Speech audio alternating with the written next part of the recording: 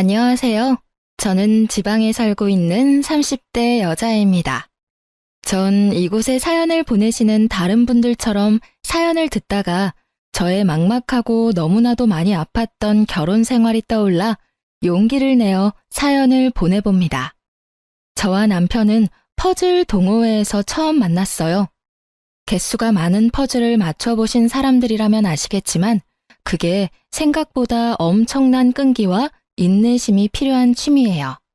그만큼 완성하고 나면 그 만족감이 엄청나기도 하고요.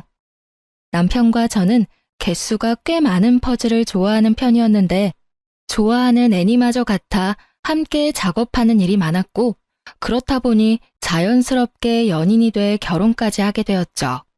남편과 같은 취미를 공유하며 여가 시간을 보낼 수 있다는 점도 좋긴 했지만 화목한 시댁의 모습도 좋아 결혼을 마음먹게 되었어요.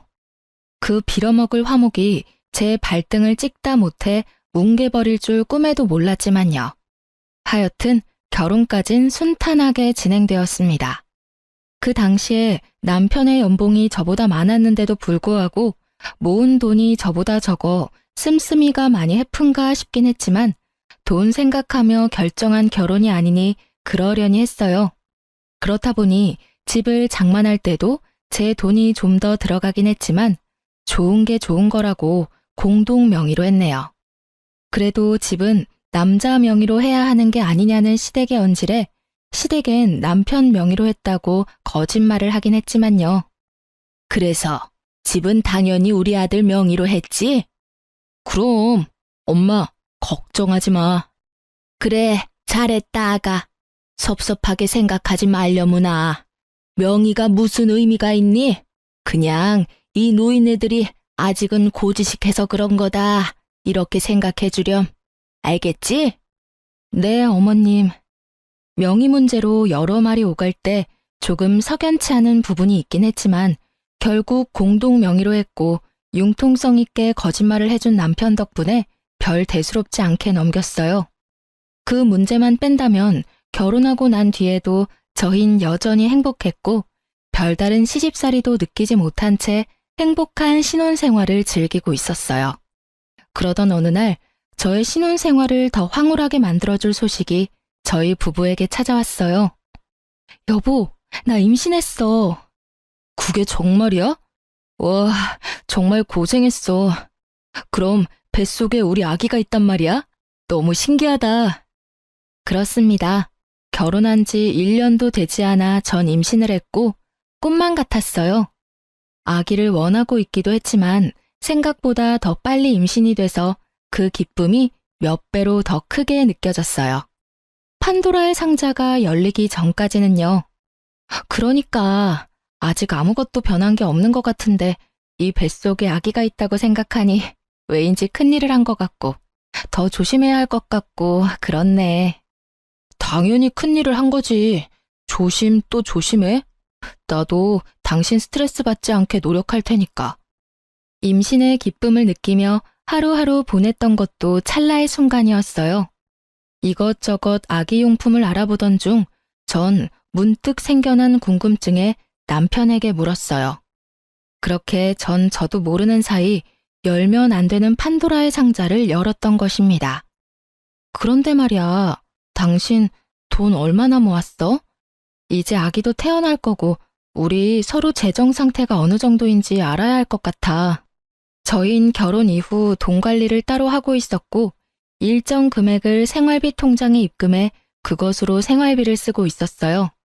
전 목적에 따라 통장을 나눠 적금하고 있었던 터라 모인 돈이 꽤 있었고 그렇기에 남편도 어느 정도 모아뒀겠지 하고 생각하고 있었습니다. 저의 물음에 남편이 당황하더라고요. 많이 모으진 못했나 싶더라고요. 하지만 남편이 오픈한 통장 잔고는 참 참담하더군요.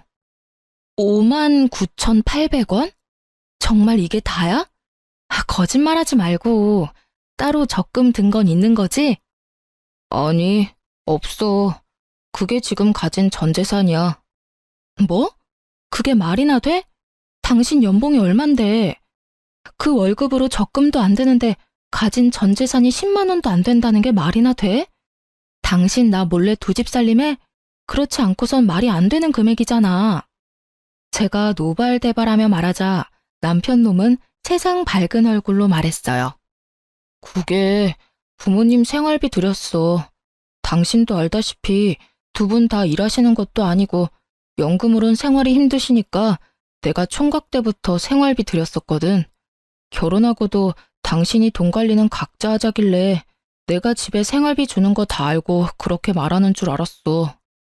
알고 보니 화목한 시댁은 장가간 장남의 돈까지 화목하게 나누어 쓰고 있었더군요.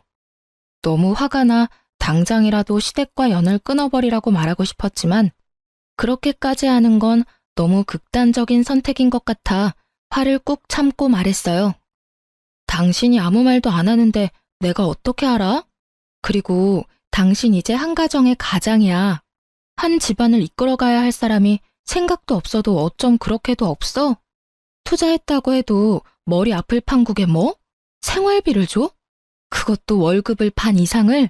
당신이 제정신이야? 제가 이렇게까지 말하니 남편은 그제야 상황 파악을 한 듯 제 눈치를 살피기 시작했어요. 전혀 예상치 못한 저의 반응에 남편은 대답도 못하고 애꿎은 손톱만 튕기고 있더군요. 그 꼴을 보는데 밤새도록 기다려도 제가 기다리는 답변은 돌아오지 않을 거란 생각이 들더군요.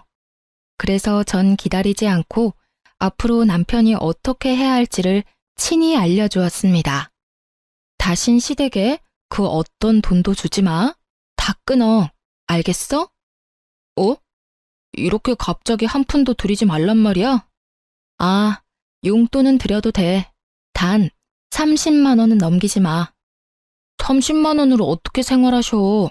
그렇게는 못해. 아, 그래? 그렇게 부모님께 생활비 드리고 싶으면 나랑 이혼하면 되겠네. 난 가정도 내팽개치고 효도하는 남자랑은 못 사니까 말이야. 이혼? 무슨 이런 일로 이혼까지 해. 이때까지 키워주신 부모님께 생활비 드리는 게 그렇게 나쁜 일이야? 나쁜 일이야. 나한테 그거보다 나쁜 일은 없다고. 그렇게 부모님께 효도하고 싶었으면 나랑 결혼을 하지 말았어야지. 가정은 만들어 놓고 당신 부모님께 돈 다 갖다 바치면 우리 가정은 어떻게 살아가? 생각을 좀 해, 제발. 당신이 우리 집 가장인 걸 잊지 말란 말이야. 하여튼 난 분명하게 말했다. 또다시 이런 일 만들면 이혼이야. 난 2번 기회는 주지 않으니까 그렇게 알고 당장 다음 달부터 돈 들이지 마.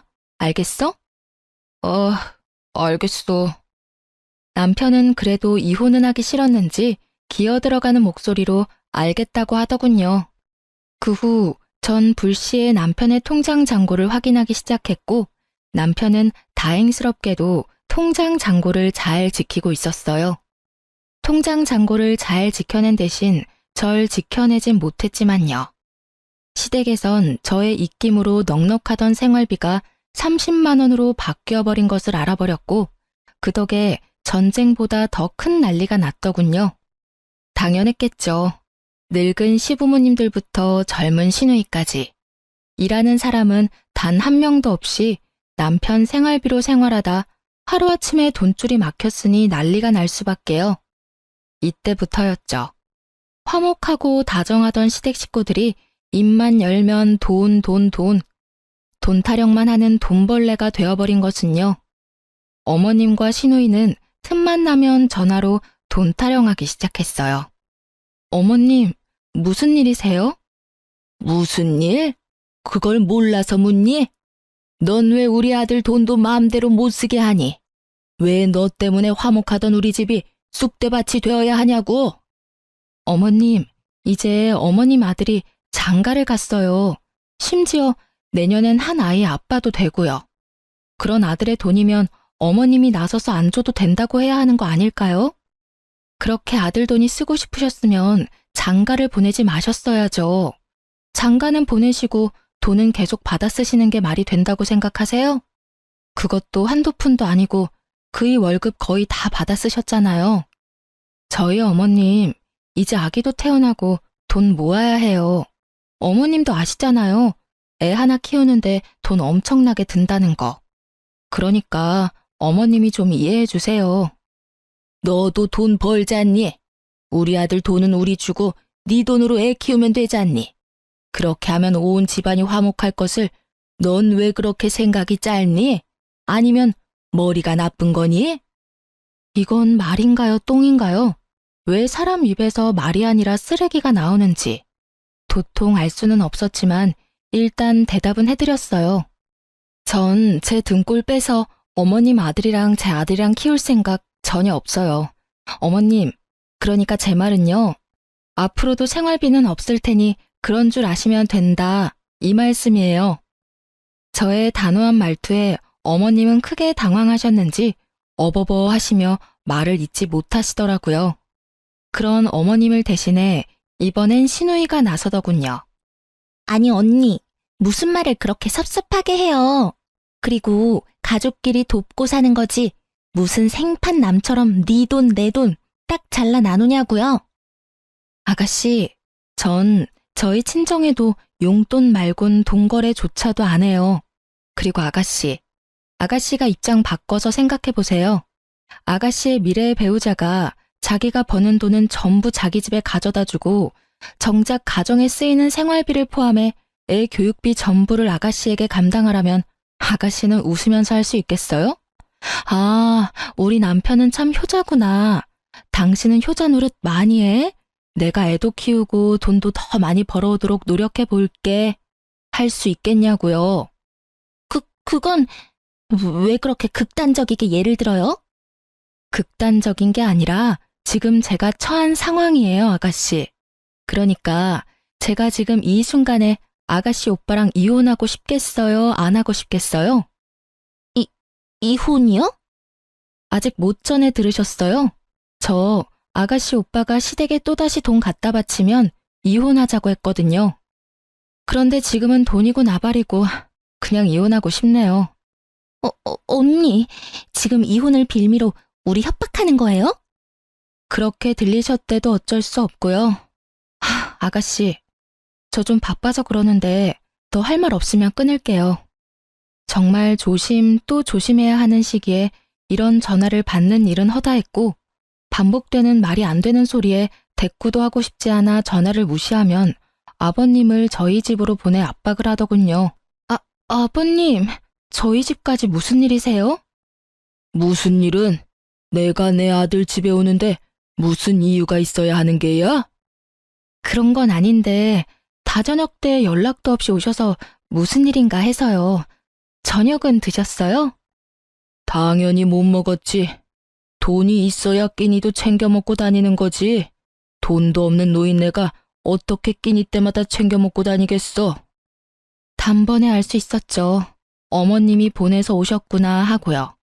그렇지 않고서야 저녁 시간에 아버님이 굳이 저희 집에 찾아오실 이유는 없으니까요. 그럼 식사하고 가세요. 제가 금방 차려드릴게요. 됐다. 입맛도 없어. 너 같으면 지금 내가 입맛이 있겠느냐? 아휴, 아버님. 그래도 식사는 하셔야죠. 됐다고 하지 않느냐? 그러지 말고 여기 좀 앉아보거라. 이야기 좀 하자꾸나. 네, 말씀하세요. 분위기는 얼추 만들어졌고 아버님이 본격적인 이야기를 꺼내려는 순간 타이밍 좋게 남편이 돌아오더군요. 남편은 어머님과 시누이의 계속되는 괴롭힘을 알고 있어 그렇지 않아도 제 눈치를 살피느라 눈알이 돌아갈 지경이었는데 집에 아버님이 계시는 것을 보곤 눈을 감아버리더군요. 아마 그 짧은 순간 제 표정을 읽은 것이었겠죠. 제 표정은 억지 웃음은 짓고 있지만 썩어가고 있었으니까요. 아버지, 어쩐 일이세요? 어쩐 일이긴 지나가는 김에 들렸다. 하고 싶은 말도 있고. 저랑 이야기하세요, 저랑. 이 사람 임신 초기라 조심해야 한다고요. 나오세요. 제가 맛있는 거 사드릴 테니까 그거 드시면서 이야기해요. 이 녀석이 왜 사람을 잡아 끌어? 그냥 좀 나오시라고요. 남편은 아버님을 끌고 나가다시피 해서 나가더군요. 저라고 왜 이 상식이 통하지 않는 시댁을 보며 이혼 생각을 하지 않았겠어요? 진짜 확 이혼을 해버릴까 하는 순간마다 나타나 제 편이 되어주는 남편이 있기에 한 번만 더 참자고 하다 보니 저도 모르는 사이 갈 때까지 가고 있더라고요. 참지 말았어야 했는데, 아니다 싶을 때 이혼해야 했는데 말이죠. 하여튼 정말 시댁은 누구 하나 제정신인 사람이 없는 집구석이었어요. 상황이 이렇게 되자 일은 일대로 손에 잡히지 않고 입덧도 하지 않는데 음식이 넘어가지 않더라고요. 병원에선 이러다 정말 큰일 난다고 조금이라도 먹으라며 당부를 하기 시작했어요. 전 아기를 생각해 억지로 음식을 섭취했어요. 그야말로 살려고 먹었죠. 그런 제 노력도 모두 물거품이 되어버렸지만요. 그날은 시댁에서 오는 모든 연락과 만남을 피한 지 5일째 되던 날이었는데 웬일인지 아침부터 불이 나야 할 휴대전화가 조용하길래 이상하다 싶었죠. 이대로 포기할 사람들론 보이진 않았으니까요. 그렇다고 먼저 나서 전화해 볼 수도 없으니 답답하고도 무섭더라고요. 그렇게 시간은 흘러 점심시간이 되었고 점심을 먹기 위해 1층 로비를 지나 문으로 향하던 그 순간 저를 부르는 신우이의 목소리가 들리더군요. 저는 설마 하는 마음에 뒤를 돌아봤고 거기엔 두 눈에 쌍심지를 켜고 저를 바라보는 신우가 있었습니다. 언니, 아가씨, 여기까지 오시면 어떡해요? 나도 오죽했으면 여기까지 왔을까? 저도요, 바쁘다고요. 그러게 전화만 받았어도 이런 일은 없잖아요. 아니, 생활비만 줬어도 이런 일은 없었다고요. 아니, 아가씨, 여러 번 반복해서 말하는데 생활비 못 준다니까요. 제가 꿈쩍도 하지 않고 끝까지 돈을 주지 못한다고 하자 급기야 아가씨는 내 윗옷을 잡고 흔들며 악을 쓰기 시작하더라고요. 그럼 우리는 어떻게 하라고요? 연금 조금이랑 용돈 30만 원으로 어떻게 살아요? 지금 우리 집 꼴이 어떤 줄이나 알아요? 언니 고집 때문에 쑥대밭도 그런 쑥대밭이 없다고요. 어떻게 책임질 거예요? 그걸 왜 제가 책임을 져요? 그렇게 쑥대밭이면 아가씨가 일을 하시면 되자... 신우이에게 윗옷이 잡힌 채로 말다툼을 하던 저는 갑자기 아랫배에서 참지 못할 고통이 전해지며 그 자리에 쓰러지다시피 주저앉았고 제가 앉은 자리에 다리를 타고 흘러내리던 피가 한 방울씩 고이기 시작하더군요. 네, 전 결국 유산을 하고 만 것이었어요. 이렇게 급한 상황에 신우이란 사람이 한 말과 행동이 정말 가관이었습니다. 그러게, 누가 남의 돈줄 틀어막으래요? 다 벌 받은 거라고요. 거짓말 하나 보태지 않고 딱 이렇게 말을 하고선 뒤돌아가는데 정말 일어설 수만 있다면 머리끄덩이를 잡아버리고 싶더라고요.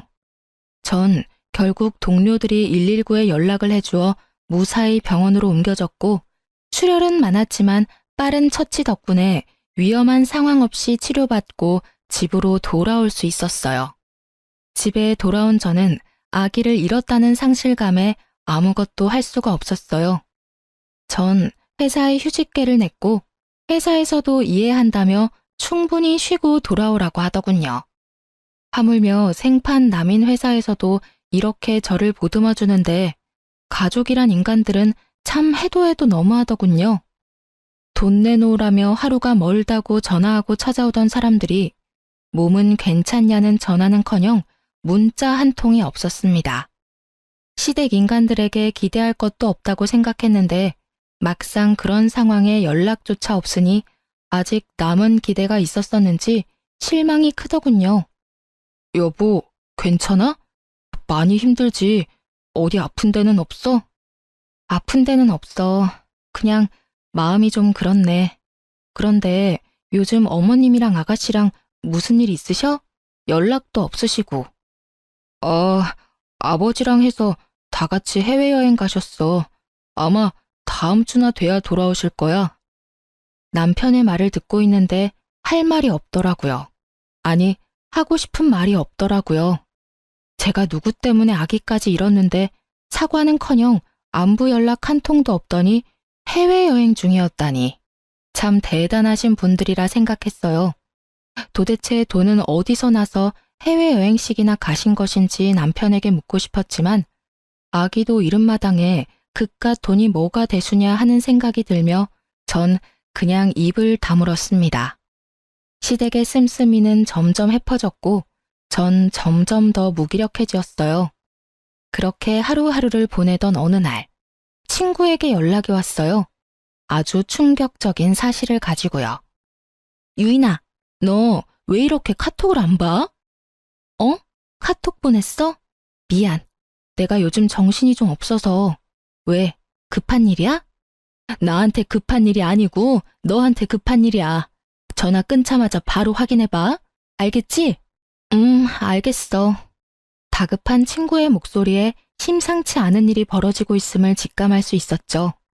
전 친구가 보내준 메시지를 확인했고 메시지엔 별다른 내용 없이 링크 하나가 와 있더군요. 전 그 링크를 눌렀고 그것은 그야말로 또 다른 판도라의 상자였습니다. 그건 다름 아닌 신우이의 SNS였어요. 평소 전 SNS엔 관심도 없었을 뿐더러 어떻게 하는지조차 몰랐던 터라 처음엔 이게 뭐지 하는 마음에 멍하니 액정만 쳐다보고 있었어요. 그러다 신우이의 얼굴이 보이고 전 홀린 사람처럼 스크롤을 내리며 SNS를 보기 시작했죠. 그곳에서의 신우이는 전혀 다른 사람이더군요. 오빠한테 기생충 마냥 들러붙어 생활하는 현실과는 달리 그곳의 신우이는 마치 재벌집 딸 같았어요. 각종 여행지를 다니고 비싼 가방에 비싼 화장품, 거기에다 그냥 보아도 비싸 보이는 고급 음식점까지. 전 무기력함에 하루가 어떻게 가는 줄도 모르고 사는데 신우이는 참 행복해 보이더라고요. 그렇게 그 어이없는 사진들을 보는 와중 제 시선을 확 사로잡은 사진 한 장이 있었어요. 바로 아기 신발 사진이었어요. 있지도 않은 재력을 과시하는 사진 중에 단연 눈에 들어오는 사진. 사진도 사진이지만 그 아래에 적혀있는 글귀가 저의 억장을 무너뜨렸습니다. 세상 빛도 보지 못하고 하늘나라로 가버린 가여운 내 조카. 다음 생엔 부디 나에게로 와주렴. 내가 꼭 지켜줄게. 이렇게 쓰인 글 밑에 달린 댓글은 더 가관이었어요. 무슨 일이야? 유산하셨어? 돈돈거리면서 다니더니 결국 유산했어. 어쩌면 좋아. 상심이 크시겠다. 상심이 크긴 모르긴 몰라도 유산 바라고 그랬을 수도 있어. 병원에서 그렇게 조심하라고 했다던데 쉬기는커녕 어딜 그렇게 바쁘게 다니는지. 어쩜 임신한 여자가 그렇게도 조심성이 없는지 태교도 전혀 안 하고 매일 소리만 버럭 지르고 성질만 내고. 아, 뱃속의 아기만 불쌍하게 됐지 뭐. 살면서 그렇게 화가 난 적은 처음이었던 것 같아요. 휴대전화를 쥐고 있는 손이 부들부들 떨리는데 주체가 안 되더군요. 신우이의 말도 안 되는 모함을 읽어내리고 있는데 익숙한 아이디가 보이더군요. 바로 남편이었어요. 우리 동생 상심이 컸구나. 나보다 오빠가 더 힘들겠지. 괜찮아? 언니는 오빠한테 별말 안 해? 난 네 언니 때문에 안 괜찮지. 별말 안 하기는 하루 종일 사람 눈치나 보게 하고 자기가 똑바로 못 지켜서 유산까지 한 주제에 사람을 얼마나 들들 볶는지. 유산으로 힘든 건 이해 안 되는 건 아닌데 해도 너무한다는 생각이 드네. 해도 너무한 사람이 누군데 저런 말을, 그것도 공개적인 곳에서 하는 걸까요? 글에 음성 기능이라도 추가된 듯 신우이와 남편의 목소리가 귀에 울리는데 도무지 화가 가라앉지 않더라고요. 거기에서 끝이 아니었어요. 그 뒤로 이어진 사진과 글귀에선 심심치 않게 남편이 등장했는데 그곳에 적힌 글에 의하면 남편이 다시 시댁에 금전적인 도움을 주고 있더라고요. 이제 태어날 아기가 없으니 얼마든지 도와줄 수 있다나 뭐라나. 남매가 쌍으로 하트를 날려대며 즐거워하는데 더는 화날 감정도 남아있지 않는지 그저 웃음이 나더군요. 아무리 제가 SNS를 하지 않을 뿐 아니라 관심도 없다 하더라도 이렇게 공개적으로 이런 대화를 나눌 수 있는지, 관심병도 이런 관심병이 또 없더라고요. 그것도 생각이 없는 관심병. 왜 저 사람들은 제 친구 중 SNS 친구가 겹치는 사람 한 명쯤은 있지 않을까 하는 생각은 못한 걸까요? 뭐 그런 생각조차 없는 사람들이니 그딴 짓을 하고 저렇게 즐거워하고 있을 테죠.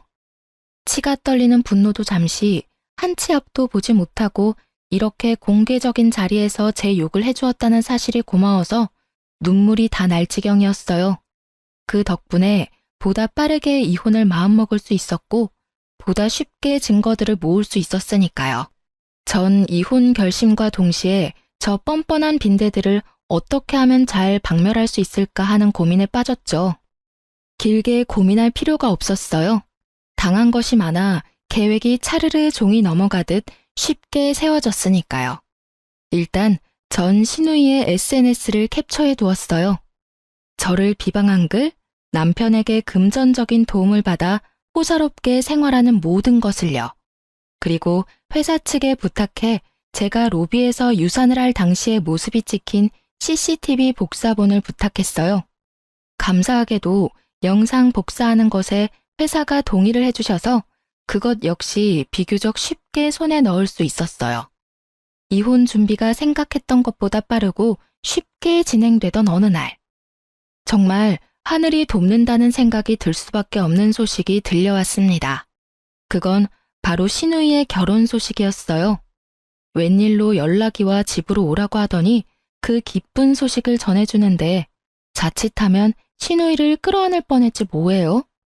그간 남자친구가 있는 건 알았지만 집안 차이로 인해 남자친구 집에서 반대한다고 들었었는데 드디어 허락을 받았다며 기뻐하더군요. 전 정말 진심을 담아 축하를 전했어요. 정말 진심으로 축하해요, 아가씨. 어머, 언니. 나 좀 감동인데요? 이렇게나 기뻐해 줄 거라 생각도 못 했는데 고마워요, 언니. 다른 사람도 아니고 아가씨가 결혼 허락을 받았다는데 당연히 기쁘죠. 그래서 상견례는 언제예요? 아직 정확한 날짜는 안 정했어요. 왜요? 그게 아무래도 그쪽에서 원하는 혼수나 이런 것들이 장난이 아닐 텐데 우리 쪽에서도 어느 선까지 해줄 수 있는지 미리 이야기를 나눠보고 날짜를 잡아도 잡아야 할 것 같아서요. 이렇게 말하며 말끝을 흐리던 신우이는 바로 준비했던 말을 꺼내더군요. 아무것도 모르던 시절의 저였다면 노발대발 화를 냈겠지만 전 끝까지 인자한 미소를 잃지 않고 신우이의 이야기를 들어주었죠. 그래서 말인데 오빠, 그리고 언니, 나 결혼할 때 돈 좀 해주면 안 될까? 알다시피 나 모아둔 돈은커녕 생활비도 없잖아. 그런 내가 무슨 돈으로 혼수를 준비해. 그렇다고 엄마 아빠가 뼈 빠지게 모아서 마련한 이 집에 손을 댈 수도 없고. 이번에 나 도와주기만 하면 내가 1년 안에 갚을 수 있어. 내 남자친구 집 엄청 부자야. 내가 그 집에 시집만 가잖아? 그럼 다 끝나는 거야. 남자 살살 구슬려서 돈 뜯어내는 거 식은 죽 먹기지.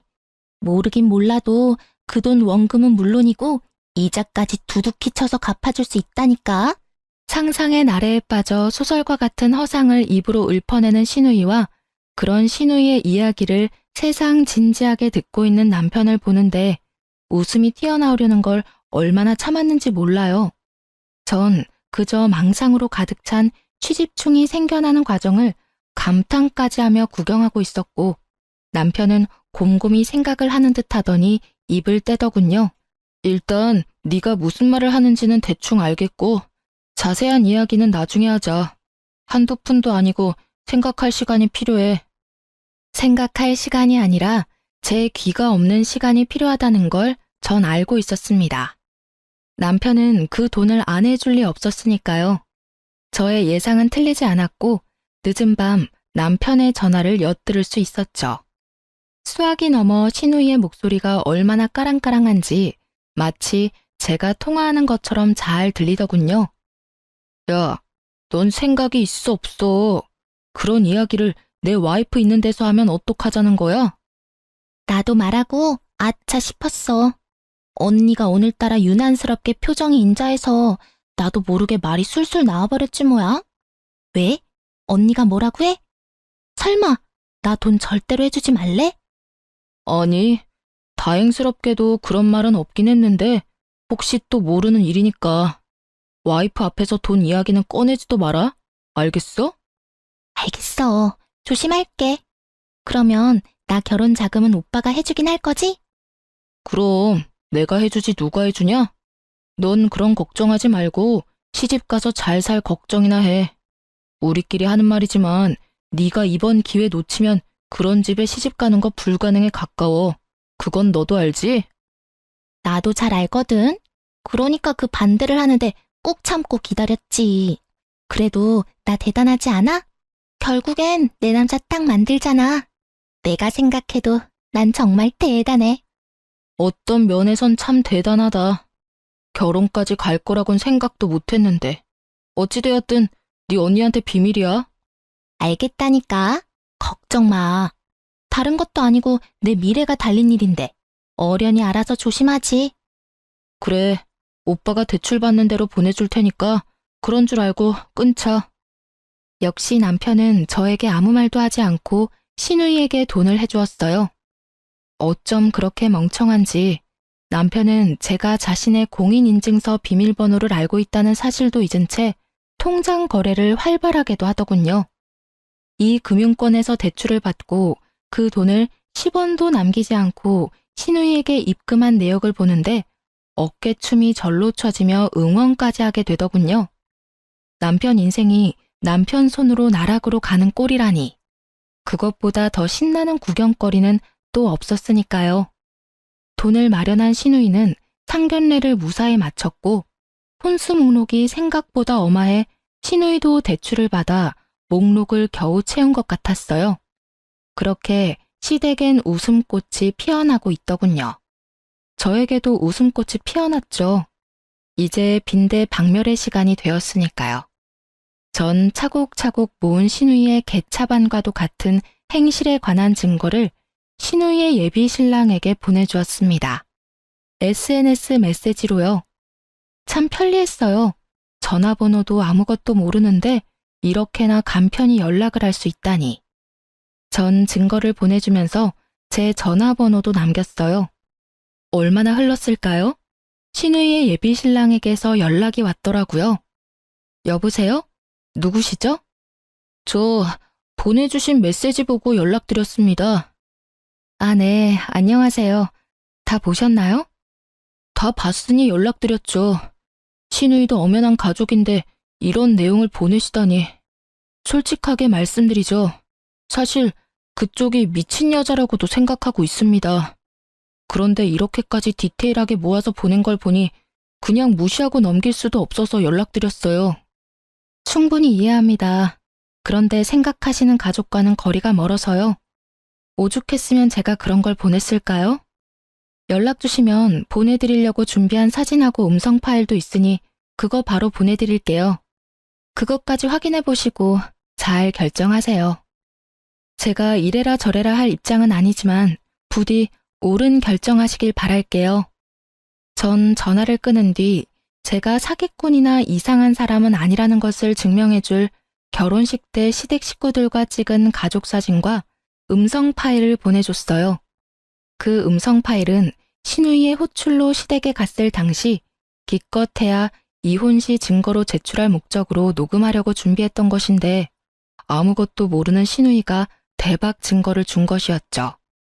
결혼만 하면 돈을 빼돌려 원금에 이자까지 주겠다는 내용이 아주 선명하게 녹음되어 있는 신우이의 민낯의 진실이 고스란히 녹음된 파일이었어요.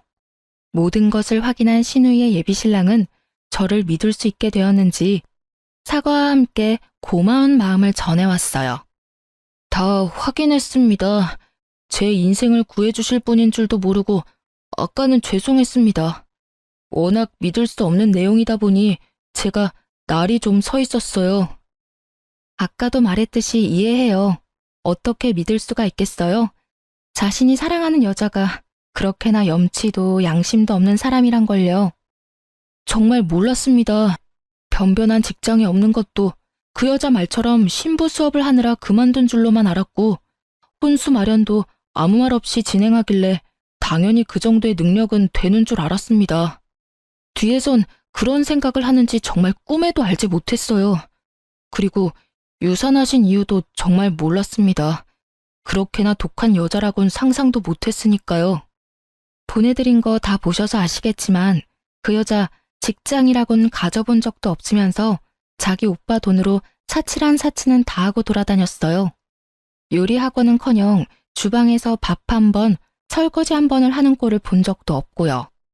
지금 마련하신 집에 들어가 있는 그 혼수도 그 여자 오빠이자 아직은 제 남편인 사람이 있는 대출 없는 대출 다 끌어다 마련한 거예요. 유산에 대해선 더 말하고 싶지도 않네요. 어떻게 그렇게 감쪽같이 속을 수가 있었는지 저 자신이 너무 한심스럽네요.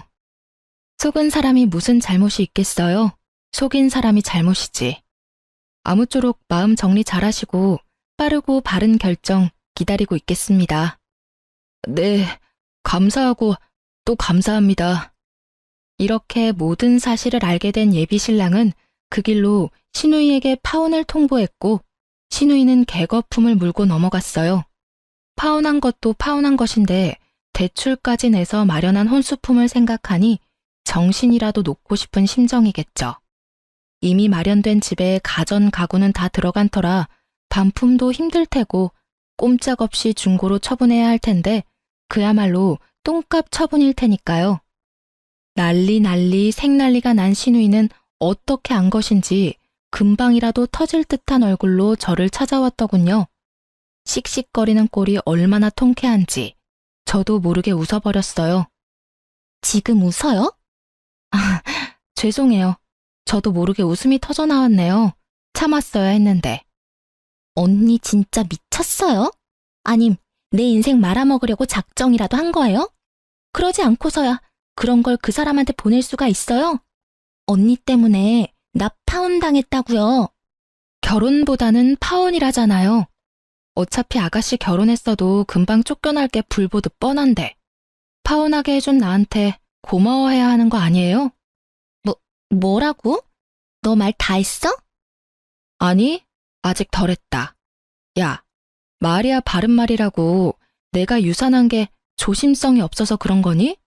너랑 네 엄마가 하루가 멀다고 사람을 못 살게 구는데 유산을 안 하고 배기겠어? 엄연히 말하면 너 때문이지, 이 뻔뻔한 년아.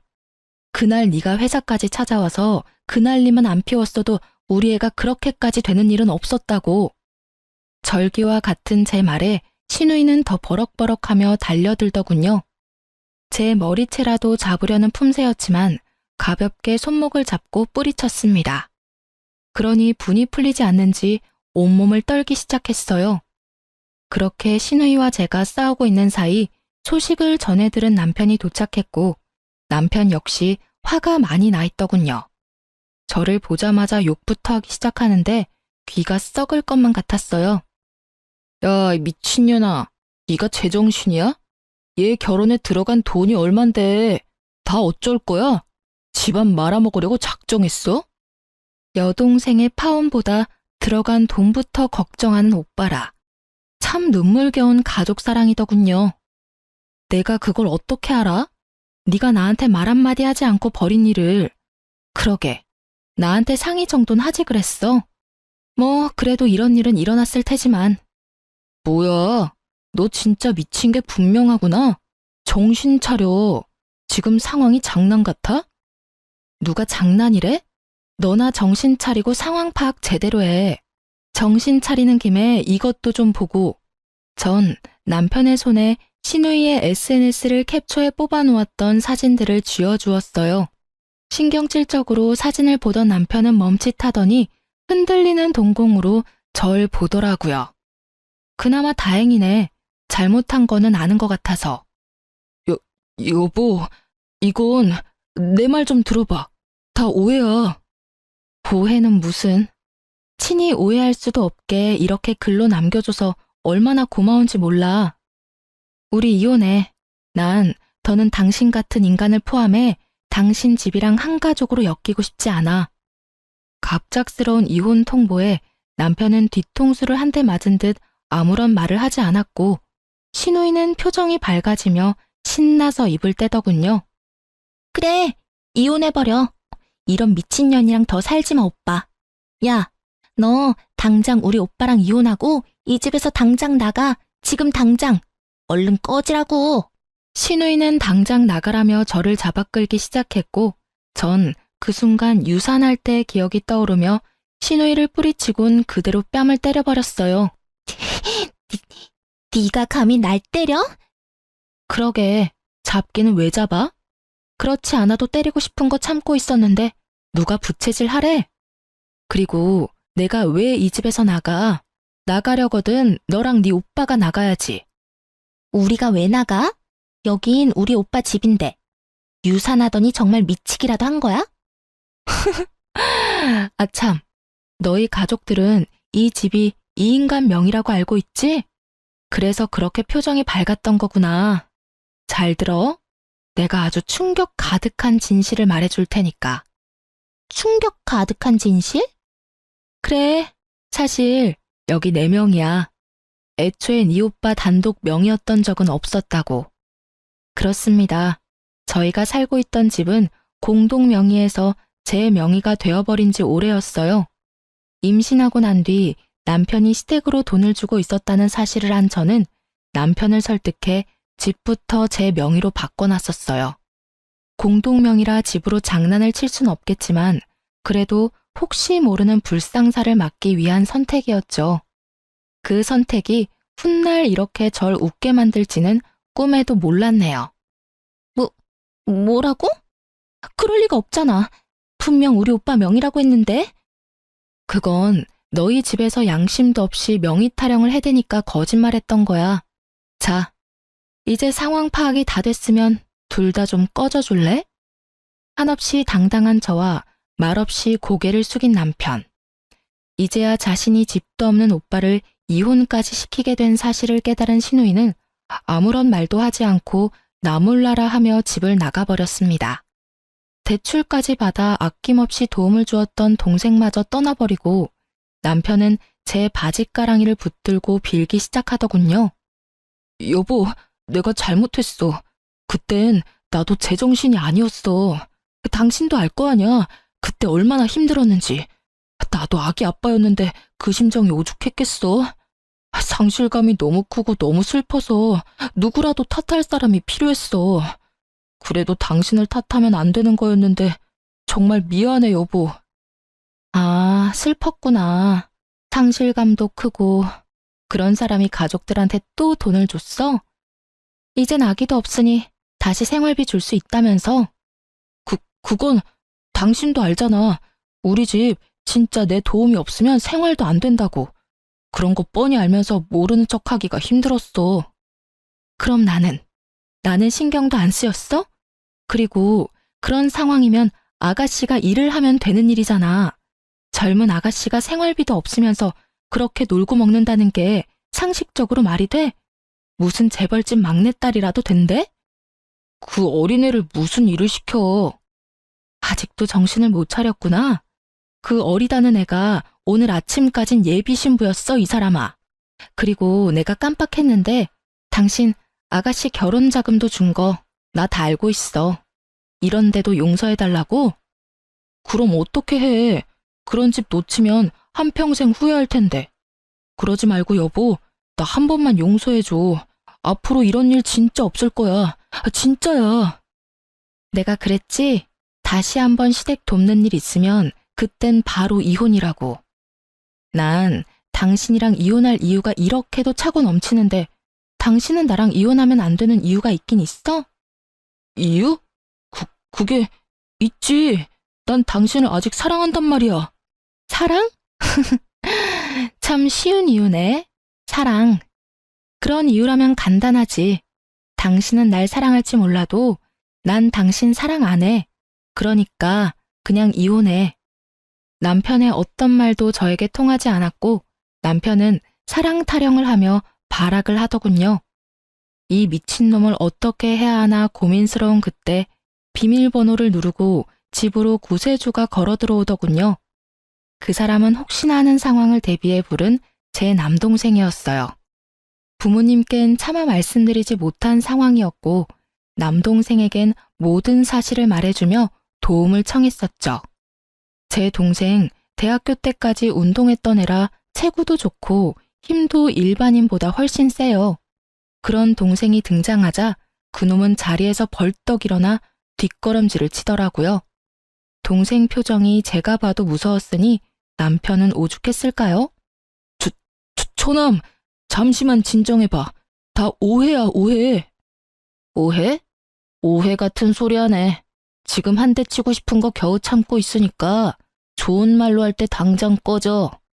말로 해. 말로 하라고. 내 몸에 손끝이라도 댔다간 바로 경찰에 신고할 거야? 신고? 하려면 해. 얼마든지 하라고. 겁 하나도 안 나. 이거 놔. 이거 놓으라고.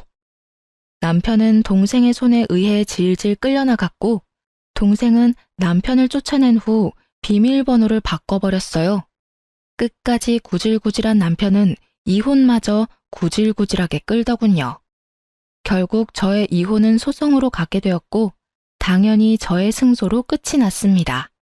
남편뿐 아니라 시누이에게까지 위자료를 받고 이혼을 할 수 있었죠.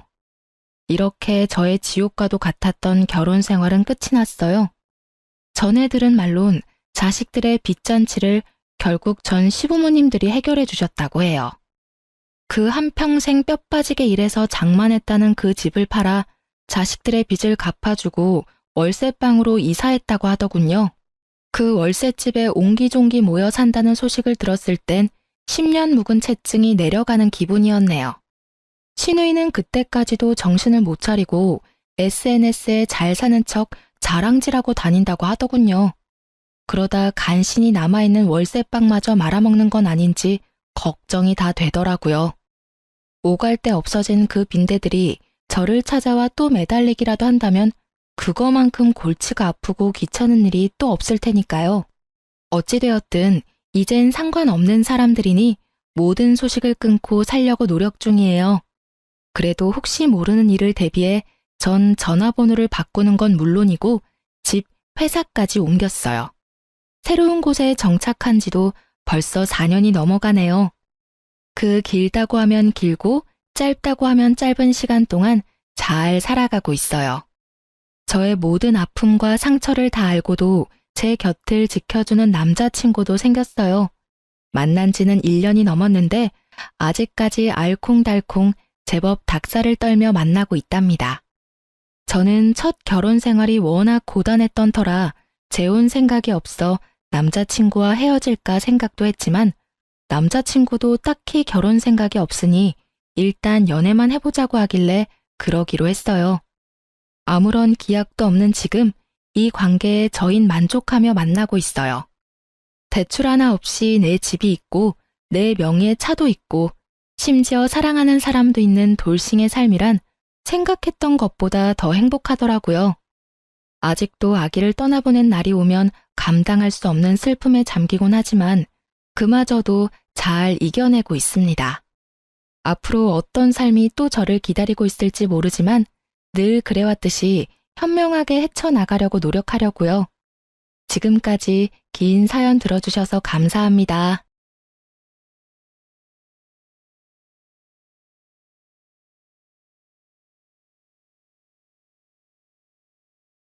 안녕하세요.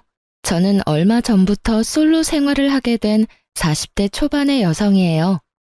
제가 당한 일들이 너무 열받고 짜증나서 이혼하고 나서 이렇게 사연 글을 남겨보네요. 저와 이혼한 남편은 저보다 4살 어린 남자였어요. 저는 남편과 사귈 당시에 회사에서 이미 꽤 돈을 벌고 있었고 오랫동안 근속하여 직급도 여자치고는 높은 편이었죠.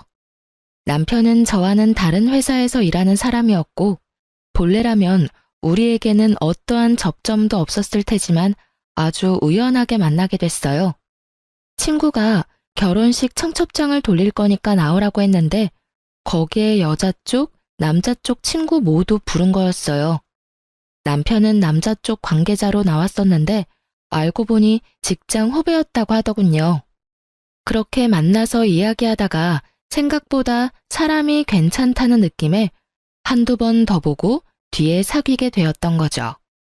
정말로 그 당시에는 결혼까지는 가지 못할 거라는 생각을 했어요. 나이도 차이가 좀 나는 데다가 저는 딱히 결혼할 생각은 없었거든요. 혼자 사는 것도 나쁘지 않다고 생각했는데 그 남자와 주말마다 함께 있는 시간이 생각보다 편하고 좋아서 결혼을 결심하게 됐어요. 물론 청혼은 남편이 먼저 했고요. 그때는 주변에서 정말 잘 어울리는 커플이라고 그렇게 칭찬을 했었는데 어째서 지금은 이 모양 이 꼴이 되었는지 정말 이해가 되지 않아요. 남편과 저 사이에 다른 점들이 많았지만 저희는 최대한 상대방을 존중하며 잘 조율해 가고 있었어요. 하지만 딱 한 가지만은 서로 양보할 수 없는 일이 있었어요. 바로 돈과 관련된 일들이었죠. 저는 남편보다 돈을 많이 버는 데다가 큰 돈을 써야 할 때는 큰 돈을 써야 뒤탈이 없다고 생각하는 사람이었어요. 특히 가방, 옷, 구두, 장신구 같은 건 하나를 마련하더라도 제대로 좋은 걸 마련해야 한다고 생각했죠. 중요한 장소나 중요한 상황에 사용할 것들은 좋은 것으로 마련하는 것이 저에게도 좋은 이미지를 심어준다고 생각하고 있었거든요. 그렇다고 제가 엄청나게 많은 명품을 쇼핑하는 그런 쇼핑광은 아니에요. 2년에 한 번, 짝수년도에 제 생일에 저를 위해 준비를 한 물건들이었어요. 충분히 월급을 모으면 살 수 있는 물건들이었죠. 터무니없을 만큼 비싼 브랜드보다는 최대한 나이에 맞는 가격대가 조금은 저렴한 브랜드를 선호했고요. 귀걸이와 목걸이 같은 장신구들은 어릴 때부터 순금과 순은을 사용할 수밖에 없었어요. 금속 알러지 때문에 어릴 때부터 하나씩 유행에 타지 않는 디자인으로 골라왔었거든요. 그랬기 때문에 평상시에 입는 옷들이나 가방은 그리 비싸지도 않고 가끔은 정말 홈쇼핑에서 파는 4개 몇만 원짜리 옷이 거의 대다수였어요. 그렇지만 남편은 저와는 좀 달랐어요. 돈은 웬만하면 쓰지 않았어요. 그런 점이 신중하다고 생각했지만 지금에 와서 보면 그냥 구두쇠 쫌생이었을 뿐이었어요. 남편에게는 돈 그 자체보다 중요한 건 없는 것처럼 보였거든요. 자기 통장 잔고를 보며 좋아하는 사람이 남편이었고 솔직히 이런 면모가 오히려 신뢰를 줬죠.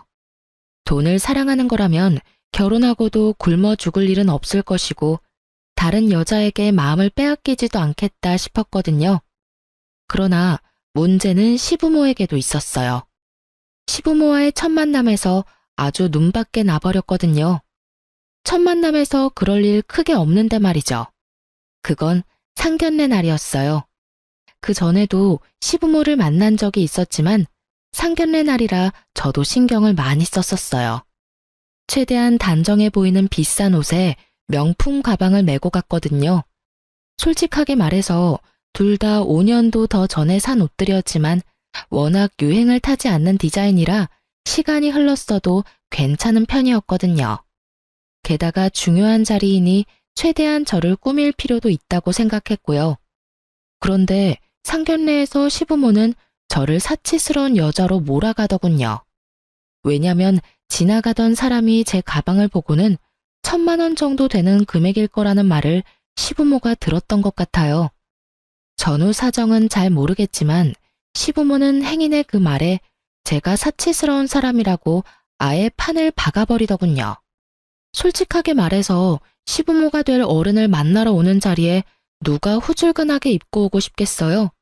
게다가 두 가족이 만나는 자리에서 부모님 면도 있으니 어느 정도는 체면을 차려야 하는 거라고 생각했거든요. 상견례에 옷을 따로 사는 사람들까지 있는 반면에 저는 있는 옷으로 해결한 거니 그렇게 치면 그리 사치스러운 것도 아니었는데 말이죠. 남편이 이미 식장을 잡아놨으니 시부모도 뭐라 하지는 않았지만 제게 그러더군요. 우리 집에 시집 올 거면 사치스러운 버릇은 버려야 한다고요. 검소함이 가장 미덕이라며 말을 하는데 저를 못마땅해 하는 모습이 정말로 가득했죠. 정말 웃기게도 그 당시에는 아무 생각도 없이 네 하고 대답했어요. 제가 사치스러운 버릇을 가지고 있다고 생각지 않았으니까요. 그런데 적은 시부모만이 아니었죠. 남편도 결혼을 하고 나니 제가 조금이라도 비싼 물건을 사면 제발 아끼면서 살라며 난리를 치더라고요. 그러다가 그 일이 터져버렸죠. 시댁 친척 결혼식 날이 일주일 앞으로 다가온 날, 제가 휴대폰으로 원피스를 구경하고 있었어요. 자기야, 이 원피스랑 이거 중에 뭐가 괜찮아? 어? 갑자기 웬 원피스야? 그리고 가격이 너무 비싸잖아. 굳이 이렇게 비싼 옷 살 필요 있어? 가지고 있는 옷 중에 아무거나 입고 가. 계절에 맞는 원피스가 별로 없어. 그리고 나는 일 때문에 정장형 옷이 많으니까 원피스도 없고. 그리고 한 번 살 때 좋은 거 사고 싶어서 그러는데 왜 맨날 잔소리야?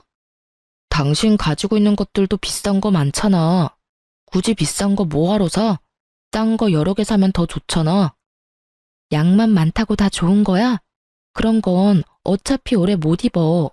비싼 옷은 비싼 값을 하는 거라고. 그리고 나도 일할 때는 싼 거 입고 다니잖아. 그러니까 비싼 거 사지 말고 여기 3, 4만 원짜리 있네. 이런 거 사서 입으면 되지. 남편이 골라주는 걸 보니 답이 없더라고요. 안감도 없고 어린애들 취향의 원피스에 결혼식에 입고 갈 옷은 절대 아니었죠. 이게 나한테 어울린다고 생각해? 그리고 이런 걸 남의 결혼식에서 어떻게 입어?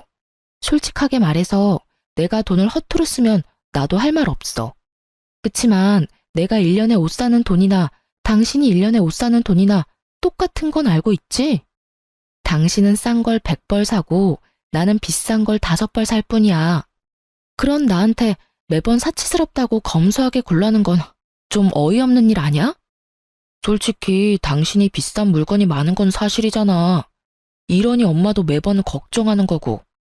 그렇다고 내가 당신한테 돈을 더 달라고 했어? 아니면 당신한테 돈을 빌린 적이 있어? 그런 적도 없는데 왜 내가 당신한테 그런 잔소리를 들어야 하냐고.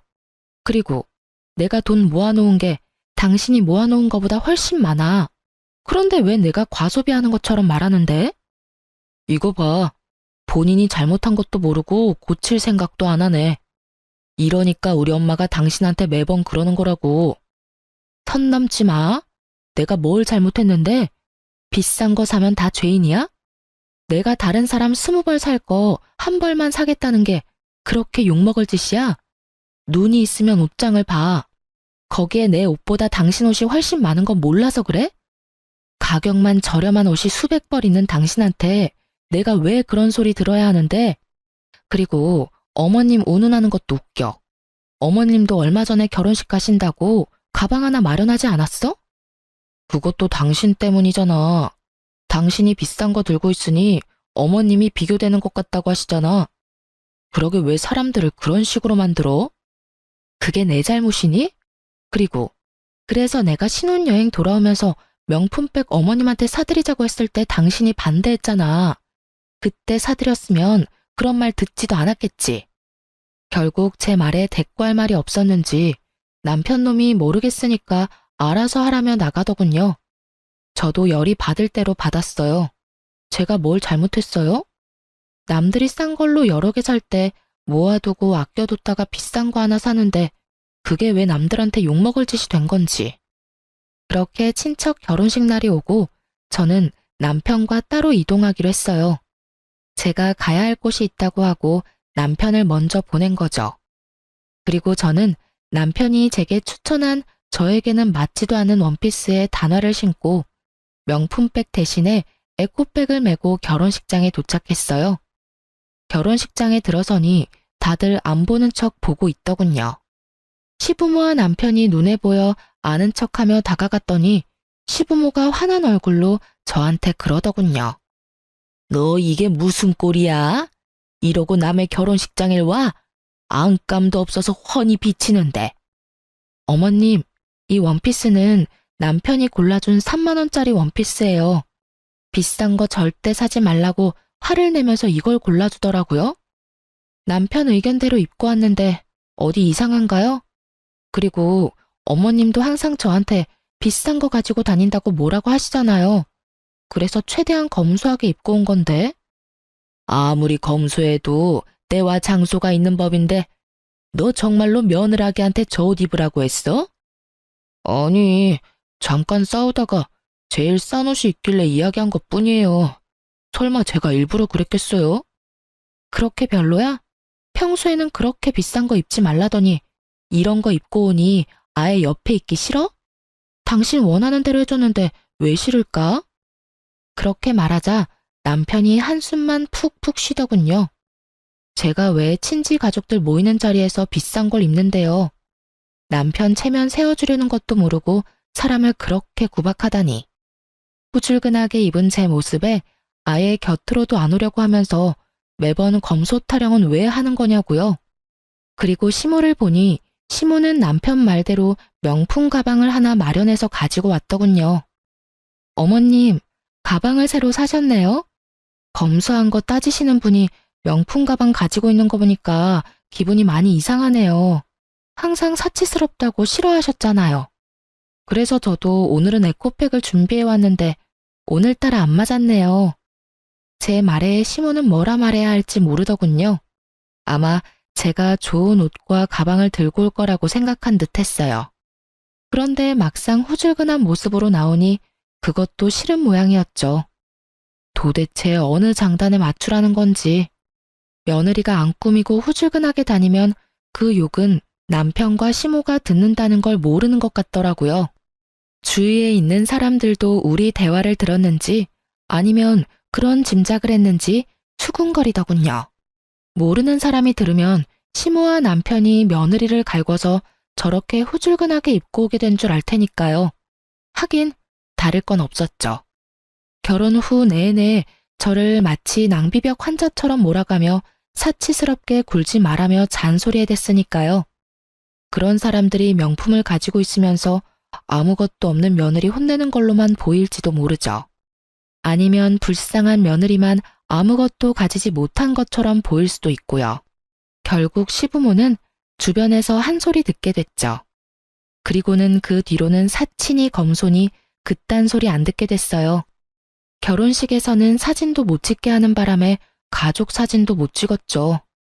후줄근하게 입고 다니면 옆에 오지도 못하게 하고 비싼 거 입고 다니면 돈지랄 하냐며 잔소리하는 시댁 행태에 정말 어이가 없었지만 그래도 이번 일을 기회로 잔소리는 더 이상 듣지 않게 됐어요.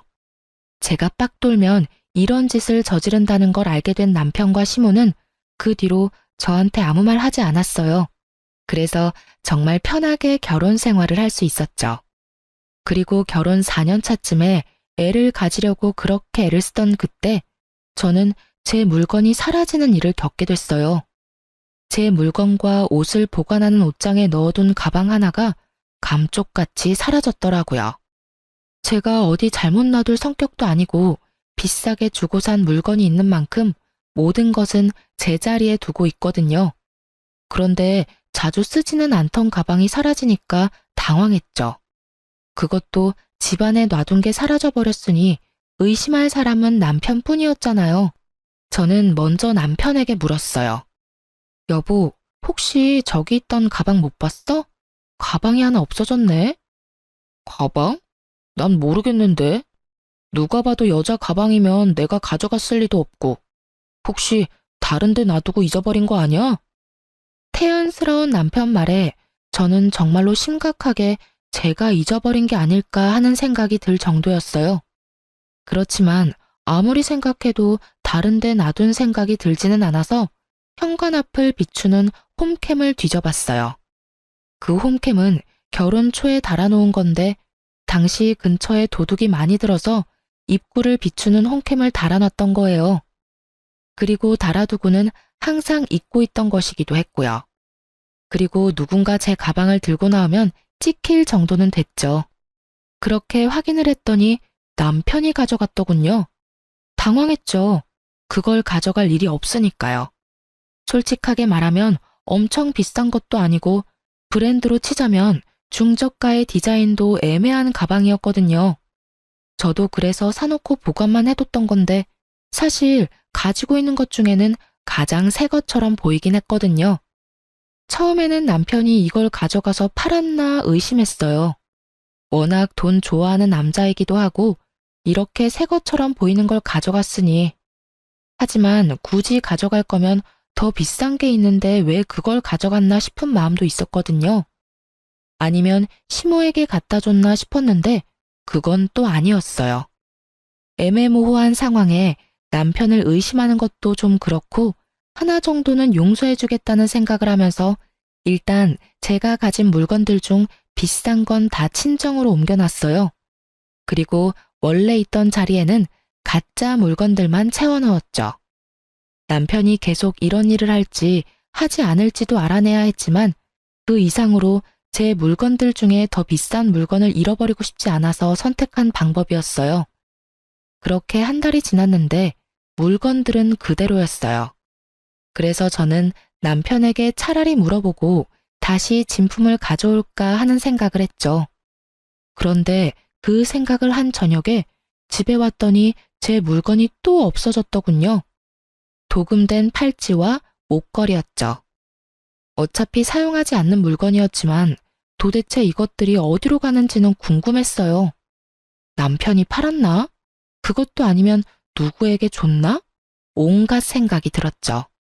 그래서 남편에게 이야기하겠다는 생각을 일단 접고 일단 남편 뒤부터 캐기로 했죠. 쓰지 않고 모아뒀던 연차를 몰아쓰고 일주일을 내리 남편 뒤만 쫓았어요. 친구 차 빌려서 내심 안 들키도록 주의해서 쫓았는데 처음에는 남편이 아무런 행동도 안 하더군요. 그래서 제가 너무 예민했나 싶었는데 5일째 되던 날 딱 꼬리를 잡았죠. 남편이 웬 여자와 밖에서 만나는 걸 발견했거든요. 제가 한 번도 다녀본 적 없는 장소였고 남편도 제가 본 적 없는 옷을 입고 있더군요. 만약 스쳐 지나갔다면 남편인지 못 알아봤을 거예요. 두꺼운 뿔테 안경까지 쓰고 있으니 정말 딴 사람 같았거든요. 그리고 상간녀를 살피는 순간 남편이 제 물건을 어디에 사용했는지 알 수 있었죠. 그 여자의 어깨에는 제 가방이 자세히 살펴보니 팔찌와 목걸이도 이미 목과 팔에 있더군요. 순간적으로 화가 확 올랐어요.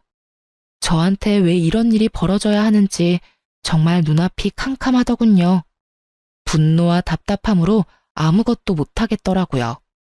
그날은 사진과 동영상을 찍고는 온몸에 화가 뻗쳤는지 몸살 기운이 있어 집으로 돌아왔어요. 거의 몸져 누워있는데 자정이 다 돼서야 남편이 집으로 들어오더군요. 증거를 더 모을 때까지 남편에게 제가 알고 있다는 걸 알리기 싫어서 겨우 말을 꺼냈는데 생각보다 더 뾰족한 목소리가 나와버렸어요. 당신 도대체 어디 있다가 이제 오는 거야? 친구 좀 만나고 왔어. 왜 이렇게 기분이 나빠? 기분이 왜 나쁘냐고? 아픈데 남편이라는 사람이 들어오지도 않고 연락도 안 되니까 짜증난 거지. 어디가 아픈데? 몰라. 결국 제가 더 열받아서 열이 올라서 남편을 내버려두고 방으로 들어와 이불부터 푹 뒤집었었어요. 그런데 남편 놈 마음이 바뀐 게 티가 여기서 나더라고요. 그전에는 제가 아프다고 하면 죽이며 약이며 챙겨주기 바쁘던 남편이 다음 날이 되어도 다다음 날이 되어도 제게 관심 하나 없더군요. 아프냐고 묻지도 않더라고요. 거기서 제 인내심은 뚝 끊어졌죠. 그 여자에게 잠깐 홀릴 수는 있다고 생각해요. 잠시 눈이 갈 수 있지. 그래도 제게 돌아오기만 한다면 받아줄 생각이 있었지만 아예 저는 뒷전이고 그 여자가 우선인 모습을 보니 그리고 그걸 숨길 생각도 못할 정도로 빠져있는 걸 보니 이건 그냥 한순간의 바람이 아닌 것 같더군요. 결국 저도 참지 못하고 남편에게 추궁하기 전에 그 상간녀부터 아작을 내기로 결심했어요. 저는 제일 비싸고 좋은 물건들로 한껏 치장한 뒤에 상간녀를 만나러 갔어요. 사실 그 여자 집과 회사는 이미 파악해 놓은 상태였거든요. 집에서 나오는 상간녀에게 말을 걸었어요. 어딜 그렇게 바쁘게 가요? 저희 남편 만나러 가요? 그렇게 이야기하자 상간녀 얼굴이 확 굳으면서 저를 확인하더군요. 그리고는 제가 걸친 것들을 보고서는 얼굴이 확 일그러지더라고요. 그게 무슨 소린지. 다 알고 왔어요. 당신 내 남편이랑 바람 피우는 거. 그래서 언제까지 이 짓 할 거예요? 뭘요? 알고 왔으면 뭐요? 언제까지 이 짓 할 거냐고요? 당연히 오빠가 저한테 마음 있는 동안은 계속되지 않겠어요? 뾰족한 말로 말하는 상간녀는 무척 당당했죠. 저를 보고 무슨 생각이 들었는지는 모르겠지만 굉장히 공격적이고 당당한 모습에 저도 살짝 당황했거든요. 미쳤어? 아가씨, 뭘 모르나 본데 와이프 있는 남자랑 바람 피우면 그건 범죄야. 간통죄는 폐지됐어도 상간녀 소송까지 안 되는 건 아니거든? 나는 당신한테 상간녀 소송 걸 거고 그걸 내 남편이 대신 내줄 거라는 기대는 안 하는 게 좋을 거야. 그러니까 이만하고 남의 남편한테 손 떼. 내가 왜요? 우리 사이 방해하는 건 아줌마죠. 어디가 얼마나 못났으면 남편한테 사랑조차 못 받고 버림받았으면 여기가 어디라고 당당하게 따지러 와요? 다 당신이 못나서 생긴 일인데 저한테 따지지 말고 당신 남편한테 따지세요. 헤어진다고 하면 헤어지고 아니라면 아닌 거죠. 오빠가 저를 바라는 동안에는 저도 오빠 만날 거예요. 그리고 오빠가 저를 생각하는 마음이 생각보다 크거든요. 제가 오빠에게 이혼해달라고 하면 당장 해줄 사람이라고요. 기세가 등등하다는 말이 이런 말이겠죠. 본처를 앞에 두고도 상간녀가 저렇게 당당한 건 세상이 말세라서 그런 걸까요? 아니면 전연이 그런 싸가지 없는 년이라서 그런 걸까요? 정말 오만 가지 생각이 오갔어요. 그래서 상간녀에게 말해줬죠. 아주 기세가 등등하네. 남의 남자 꼬셔서 나쁜 짓 하고 있는 주제에 뭐가 그렇게 당당해? 그리고 알고 있는지 모르겠지만 우리 남편이 너한테 준 물건 있지? 지금 착용하고 있는 팔찌랑 목걸이 그리고 가방. 그거 싹 다 내 물건이고 나는 도난당한 물건 찾다가 남편 바람까지 찾게 됐어. 그리고 하나 말해두는데 네가 받은 물건들은 다 짝퉁이야. 그 남자가 준 거 싹 다. 그리고 너도 짝퉁이고. 죄송하다고 빌어도 모자랄 판에 뭐? 지금 이판사판이다 이거지? 이렇게 되면 나도 못 참아. 너랑 우리 남편 둘이 잘 되는 꼴 내가 가만 보고 있을 줄 알고? 너희들 있는 곳곳마다 쫓아다니면서 불륜이라고 소문내줄게. 어디서도 환영받지 못하도록 해줄 자신 있으니까 원하면 붙어봐. 명예훼손? 나는 그딴 거 안 무서워. 왜 내가 무서워해야 해? 잘못은 너희들이 지었잖아. 제 말에 상간녀가 얼굴이 벌겋게 달아올랐더군요. 이제 와서 새삼스레 부끄럽다는 감정을 느낀 건 아닐 테고 아마 나름대로 화가 났나 보더라고요. 저한테 그런 소리 듣는 게 짜증났을 수도 있죠. 그렇게 상간녀 입 닥치게 만들어 놓고 집에 돌아왔는데 그날 남편이 상간녀에게 무슨 소리를 들었는지 폭탄 선언을 하더군요. 우리 이혼하자. 더 이상 당신이랑 같이 못 살겠어. 그것도 시댁에서 시어른들 다 있는 곳에서 말이죠. 갑자기 무슨 소리야? 저는 시치미를 뚝 뗐어요. 남편이 시부모 눈치를 보더니 그러더군요. 모르는 척 하지 마. 다 알고 있잖아. 이야기 다 들었어. 그 사람하고 한바탕 했다면서? 그 말에 반문한 건 제가 아니라 시부모였어요. 무슨 말이야? 너희가 이혼이라니? 그렇게 됐어요, 어머니. 이 사람 사치가 너무 심하고 저랑 성격도 안 맞는 것 같아서 이혼하고 싶어요. 두 분도 이 사람 그렇게 편하게 생각하지 않았잖아요. 집에 있으면 돈을 너무 많이 써서 같이 살기 불안할 정도예요. 기도 안 찼어요. 누가 돈을 많이 썼다고 저러는지. 게다가 실제 이혼 원인이 그게 아님에도 그걸로 밀어붙이려는 남편을 보니 구토가 나올 정도였죠. 성격? 사치? 그거 말고 다른 이유 있잖아. 당신 나 몰래 다른 여자 있는 거 왜 말씀 안 드려? 이야기할 생각이었어. 그리고 곧 있으면 그 사람도 도착할 거고. 남편의 이 말에 정말 놀랐어요. 지금 이 자리에 상간녀를 불렀다니 너무 어이없었죠. 당신 지금 나한테 시위하는 거야? 상간녀를 왜 이 자리에 불러? 그리고 이혼 내가 해줄지 안 해줄지 어떻게 될지 알고 상간녀부터 부르는 거야? 당신이 이혼 안 해줘도 나는 이혼할 거야. 그 여자랑 이미 약속했어. 당신이랑은 정말 다른 여자야. 여리고 착하고 얼마나 검소한데. 그래서 마누라 물건 훔쳐다가 상간녀한테 선물로 줬어? 그래. 너는 검소해서 다른 사람 물건 도둑질해서 다른 여자한테 선물해줬어? 미친 소리도 작작 해야지. 아무리 짠돌이 쫌생이라도 정도가 있는 법이야. 제 말이 끝나기가 무섭게 상간녀가 시댁에 찾아왔어요. 아주 시부모가 좋아하는 모습을 하고 말이죠. 남편에게 미리 언지를 들었나 보더라고요. 수수한 투피스에 눈에 띄지 않는 패션으로 이곳까지 왔더군요. 그 모습에 시부모도 유심히 그 여자를 보더니 이내 흡족해하는 모습이더군요. 정말로 상간녀는 제가 처음 봤을 때와는 정반대로 순진한 얼굴로 여기 왔거든요. 그 모습 보고 정말 오만정이 다 떨어지더군요. 여기서 또 보네요. 그때 엄청 큰 소리 치면서 가셨는데 불쌍해서 어떡해요. 오빠가 저한테 결혼하자고 했어요. 저는 오빠가 재혼이라도 상관없거든요. 우리는 정말로 사랑하니까요. 그렇게 말하는 상간녀의 가증스러운 모습에 저도 그냥 다 놔버렸어요. 제가 누구조차고 아득바득 붙잡고 있는지 결국 저도 말했어요.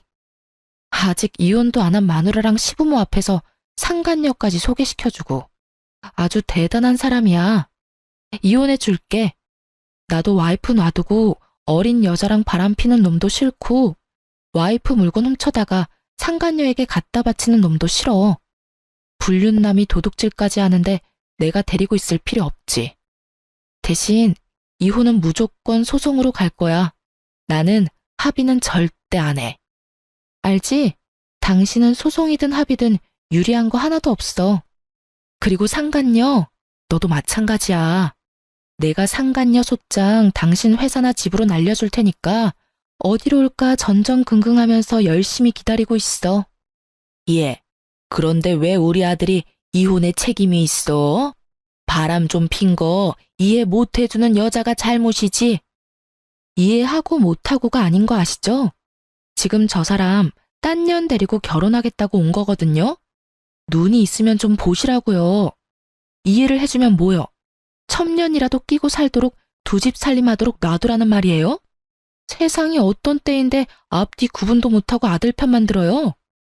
그럼 우리는 네가 우리 아들 돈으로 명품이나 사재 끼고 낭비벽이 심한 걸로 소송할 거야. 누가 누구한테 뭘 사줘요? 당신 도대체 시어른들한테 뭐라고 거짓말한 거야? 어머님, 똑바로 들으세요. 제가 가지고 있는 비싼 물건들 중에 남편이 사준 거 단 하나도 없어요. 남편이 워낙 구두쇠라 결혼 반지도 반반 나눠서 했다고 하면 말 다 한 거 모르세요? 그렇게 우기고 싶으면 열심히 우기셔도 돼요. 어차피 저는 제가 산 물건들 카드값이며 현금 영수증이며 다 제 돈에서 빠져나간 거 증명 가능하니까요. 미친놈이 불륜에 도둑질만 한 줄 알았더니 부모 상대로 거짓말까지 해? 네가 사람 새끼냐? 짐승 새끼도 이딴 짓은 안 할 거야. 제 말에 시부모는 꿀먹은 벙어리가 됐어요. 그리고 남편 놈도 당황하고 있었죠. 막판에 자기가 한 거짓말이 들통날 줄은 몰랐나 봐요. 그리고 그간의 시부모가 저의 사치를 탐탁치 않게 생각한 것도 이제야 그 이유가 명확해졌죠. 시부모님은 제가 남편 돈으로 사치한다고 생각하셨던 모양이에요. 남편이 그렇게 말해줬으니 그렇게 철석같이 믿고 있었던 거죠. 그렇지만 그게 거짓말이었다는 걸 알게 되니 그간 저한테 한 짓들이 새삼 민망했던 모양이에요. 아무 말 없이 남편과 저만 번갈아 보며 쳐다보더군요. 그리고 저는 남편 새끼 옆에서 조신 떨고 앉아있는 상간녀에게 말해줬어요. 한 가지만 더 말해줄게. 잘 들어? 저 남자가 너한테 무슨 말 했는지는 모르겠지만 난 저 남자랑 살면서 생활비 한 푼 안 받았어. 왜냐고? 내가 돈을 저 남자보다 더 많이 벌고 있거든. 그러니까 사실은 내 돈으로 그 집에서 생활하고 있었던 거나 다름없거든? 이것마저 증명하면 법원에서 뭐라고 판결할지는 알지? 그리고 이 이야기는 너한테도 지극히 안 좋은 이야기지. 너는 나보다 못 버는 것 같은데 남편한테 한 푼도 돈을 못 받을 거거든. 그리고 내가 너한테 상간녀 소송할 건데 그 비용도 다 네 돈으로 내야 한다는 이야기고. 저 남자가 줄 리가 없거든. 하긴 모르지. 사랑하는 여자가 생겼는데 그거 하나 안 내주겠어? 와이프 버리고 상간녀랑 결혼하는데 그 정도는 당연히 남자가 해줘야지. 어쨌든 둘 다 잘 알아도 나는 내 몫은 어떻게든 가져갈 참이고 만약 너희가 안 주면 법적으로 압류를 진행해서라도 가져올 생각이야. 그러니까 둘이서 잘 짱구 맞대서 이야기해봐. 상간녀가 못 믿겠다는 표정을 짓고 있더군요. 하긴 믿든 안 믿든 상관없죠. 저는 사람은 변하기 어렵다고 생각하거든요. 남편 놈 구두쇠 기질이 여자 한 명 잘못 만났다고 바뀔 리 없죠. 게다가 제 물건 도둑질해서 상간녀에게 선물해 준 걸 보면 더더욱 상간녀에게 돈 드리고 싶어 하지 않는 모양이고요. 당신 무슨 말을 그렇게 해? 내가 이 사람한테 그런 짓을 할 리 없잖아. 당신이랑은 다른 여자라고. 이 여자는 소중하게 대해줄 거야. 남편의 말에 상간녀가 내심 안심하는 표정을 짓더군요. 말이면 뭔들 못해요. 영원히 사랑하겠다고 해놓고는 상간녀랑 바람피고 있는 놈인데요. 거짓말이 한 번 어렵지, 두 번은 얼마나 쉬운 일인지. 눈 하나 깜빡 안 하고 거짓말하는 얼굴 보니 진짜 웃기지도 않았어요. 그래. 상간녀한테는 그런 짓 안 하고 와이프한테는 그런 짓 하는 거면 상간녀가 와이프 되면 똑같이 그런 짓 하려는 거 아니야? 당신이 얼마나 구두쇠인지 내가 잘 아는데. 뭐, 됐어. 나는 이미 내가 하고 싶은 이야기 다 끝냈으니까. 할 말 있어? 다른 할 말 없으시죠? 나는 당신 말 절대 안 믿어요. 오빠랑 헤어지기 전에 나랑 오빠 사이 이간질하려고 그런 거짓말하는 거 내가 모를 줄 알고? 졌으면 진 사람답게 꼬리 말고 도망이나 치라고요. 여기서 초치지 말고. 저는 바락바락 우기는 상간녀를 보며 한숨을 푹 쉬었어요. 말해줘도 모르는 저 멍청한 년에게 뭐라고 이야기해야 좋을지 모르겠더군요. 그래, 내가 이렇게 친절하게 설명해줬는데도 못 알아듣겠다 이거지? 뭐, 괜찮아. 머리가 나쁘면 몸이 조금만 더 고생하면 되지. 잘 봐. 불륜남, 도둑놈, 거짓말쟁이인 저 남자가 네가 데려갈 물건의 실체야. 예쁘고 행복하게 살아. 남의 남자 뺏은 더러운 년아. 제 막말에 상간녀 얼굴이 빨개지더군요. 저는 상간녀 앞에 있던 시모에게도 한마디 했어요. 어머님, 모르는 것도 죄라고 여태껏 자식이 저런 놈인지도 모르고 믿었던 거 생각하니 참 민망하시죠? 여태껏 저한테 빌부터 산 게 바로 당신 자식이세요. 그리고 오늘부로 반납할 테니까 앞으로는 더 이상 만나고 싶지 않네요. 뭐, 며느리 그렇게 마음에 들어하지 않았는데 마음에 쏙 드는 여자가 와서 다행이죠. 저보다 돈을 훨씬 덜 벌어도 남편 내조만 잘하면야 걱정할 거 하나도 없겠네요. 잘 지내세요. 잠깐만 기다려봐라. 너 정말로 그 물건들 우리 아들 돈으로 산 거 아니니? 네, 제가 돈을 더 잘 버는데 제가 왜 그걸 사달라고 해요? 남편은 알아서 자기 돈 자기가 쓰고 있고 저희는 경제권 합치지도 않았거든요. 그런데 제가 산 물건을 자기가 사준 것처럼 말하니 어이가 없잖아요. 1,000만 원 넘는 물건을 남한테 사달라고 하는 것도 웃기고. 내 능력만 되면 내가 사는 게 맞는 거고요. 그러면 네 월급이 아들 월급보다 훨씬 많다는 게 진짜로 사실이야? 그게 알고 싶으세요? 남편이랑 저는 직군도 다르고 직위도 달라요. 저는 남편보다 적어도 100만 원은 더 벌어요. 그러니까 제가 남편한테 사달라고 할 일도 없고요. 못하면 월급 명세서 보여드려요? 제가 메일로 온 월급 명세서를 보여주고 나서야 시모는 제게 아무 말도 안 하더군요. 그리고 제 월급 명세서를 본 상간녀는 눈에 띄게 불안해지기 시작했고요. 딱 보니 제 말이 사실인 것 같아서 초조한 거겠죠. 상간녀가 이런 초강수를 둔 건 아마 제가 비싼 물건으로 치장하고 간 탓이 큰 것 같았거든요. 명품을 걸친 제 모습에서 자신의 미래를 본 거겠죠. 돈의 출처가 아예 달라서 그런 미래는 없겠지만요. 서서히 밝혀지는 진실이 자기 생각과는 전혀 다른 방향이라는 걸 깨닫고 당황한 것처럼 보이기도 했어요. 당신도 월급 명세서 보여드려. 그래야 마지막 의문이라도 풀리실 거 아냐? 당신이 나를 이날 이때까지 남편 돈으로 사치나 부리는 여자로 만들어놨는데 마지막 오해는 풀도록 만들어드려야지. 그래야 어른들도 내가 왜 이렇게 발악하는지 잘 알겠지? 제 말에도 남편은 별 반응 없더군요. 시부모는 이미 남편 월급 수준을 아는 모양이었고 상간녀도 그런 모양이었어요. 상간녀는 남편이 아무것도 부정하지 않자 더 당황한 모습이었죠. 남편이 엄청나게 잘 벌어서 마누라한테 명품 사준 거라고 착각하고 있었을 테니까요. 정작 그 남편 새끼가 결혼 반지마저 반띵하는 완전 쫌생이 대장이었다는 걸 깨닫고 나니 지금 이 자리에 잘못 온 건 아닐지 걱정하고 있는 것 같았어요. 와이프에게 돈을 쓰기는커녕 와이프 물건 훔쳐다가 상간녀에게 선물하는 쓰레기가 자신이 빼앗은 남자라는 게 믿기지 않는 것처럼 보이기도 했죠. 저는 상간녀를 아래 위로 쳐다보며 친절하게 말해줬어요. 이 정도로 검소한 사람이면 다행이네요.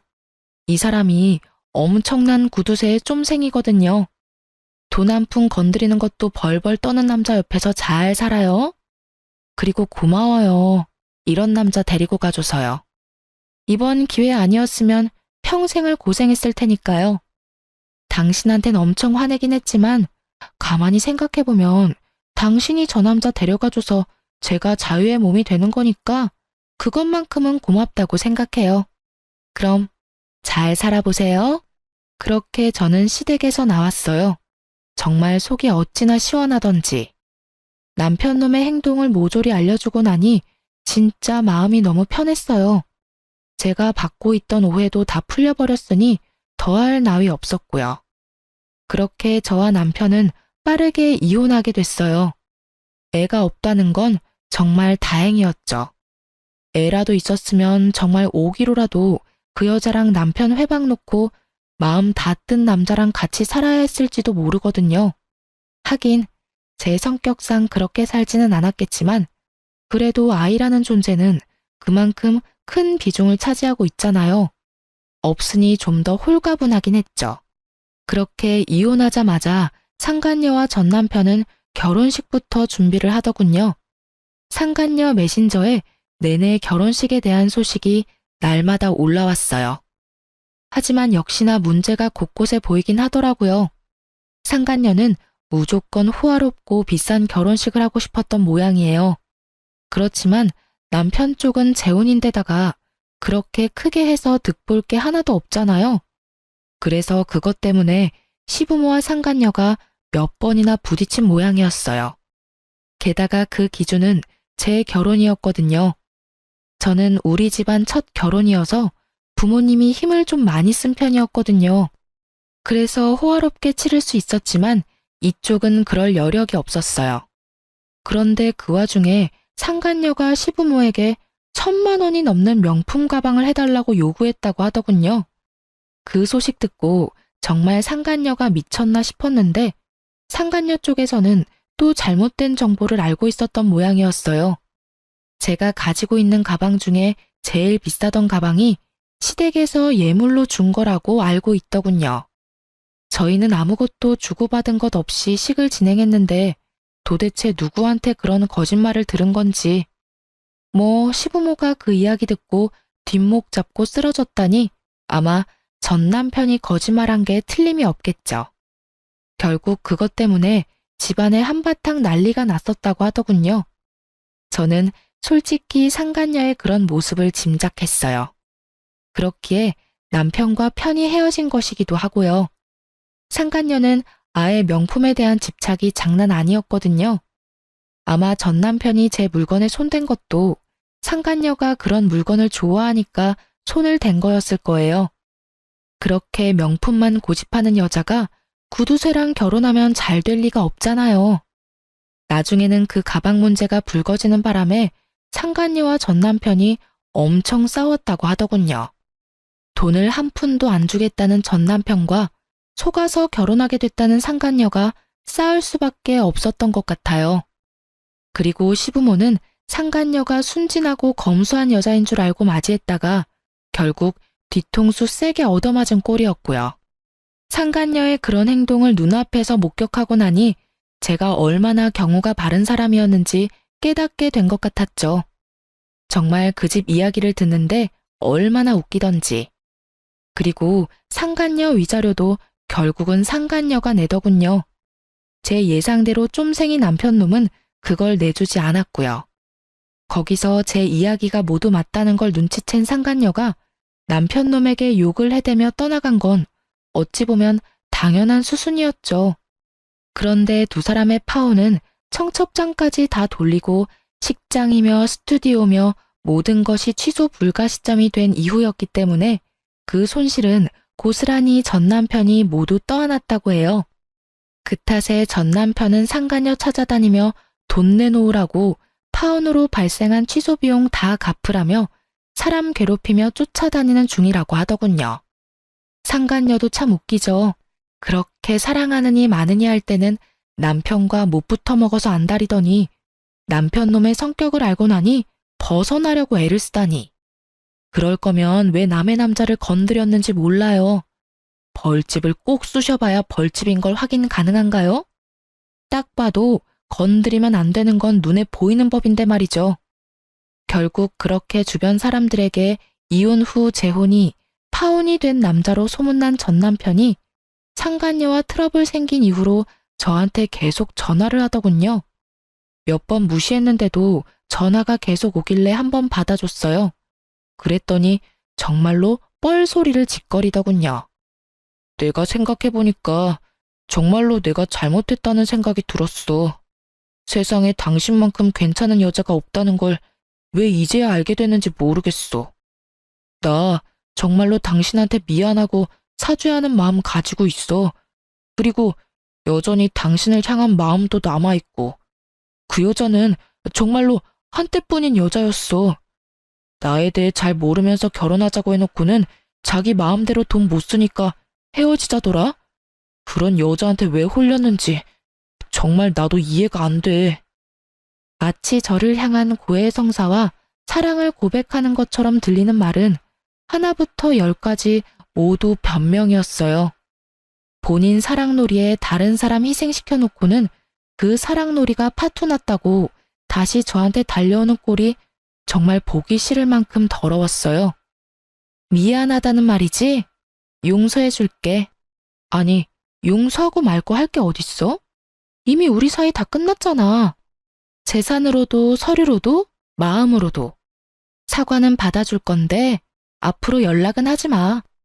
우린 남이야. 그것도 악연으로 이어져서 뒤숭숭한 관계. 나는 그렇게 생각 안 해. 당신 생각 많이 했어. 내가 당신한테 한 짓들 평생을 가도 용서 못할 거라는 거 알아.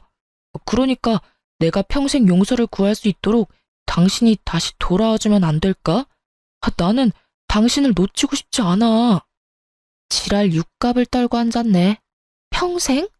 내가 미쳤어? 당신 같은 놈이랑 평생을 같이 하게? 미친놈한테 허튼 소리를 들으니 정신이 나갈 것 같은데? 앞으로 나한테 연락하지 마. 그리고 이딴 미친 제안할 거면 더더욱. 한 번만 더 이딴 소리 하려고 전화하고 문자 보내면 나 당신 스토커로 경찰에 신고할 거야. 알겠어? 결국 제게서 느껴지는 살벌한 느낌에 그놈이 재빨리 전화를 끊더군요. 마누라 물건 상간녀에게 갖다 바치는 쫌생이 구두쇠 새끼는 거르는 게 답이거든요. 이렇게 글로 풀어보니 답답한 마음도 좀 편해지네요. 아직도 이때 생각하면 분노가 부글부글 하거든요. 있고 안 있고의 문제가 아니잖아요.